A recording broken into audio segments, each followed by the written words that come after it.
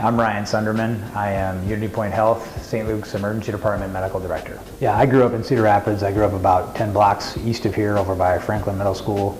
Went to Arthur, Franklin, and Washington. Played sports at all of them and played Metro youth football as a little kid and played football for Wally Sheets at Washington High School. It's just a great place to raise kids and grow up, and I mean, that's what everybody from around here says. Why do you live in Iowa? Because it's a great place to live, it really is. And great schools. We all kind of work in concert to achieve a common goal, and it's great to see that because what it creates is a sense of camaraderie and people working together, and you really see that and feel it with our interactions, especially here in the emergency department. Nobody likes being called in the middle of the night, but when we need somebody's help, whether it's from cardiology or surgery or orthopedics or you name it, we call them and they're here to help.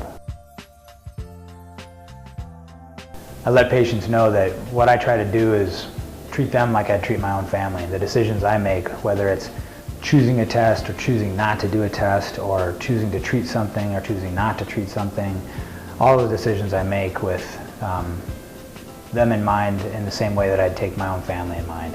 I want them to know that as much information as possible. I try to really include them in what we call shared decision making. I want them to know a lot, so I spend a lot of time talking with patients, and if there's anything I pride myself in, it is my ability to communicate and kind of put things in simple terms.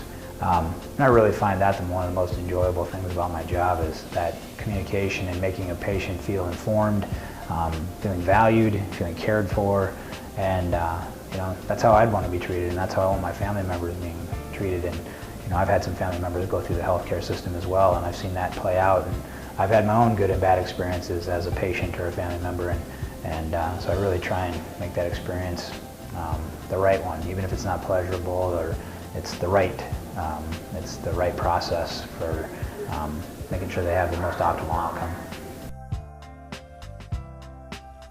We're not right all the time. We do make mistakes, and that's why I think it's important that we say to every patient, especially if they're leaving the department, I'm not necessarily 100% sure this is what's going on, but the key thing is that you come back if you're worse, so you get your follow-up.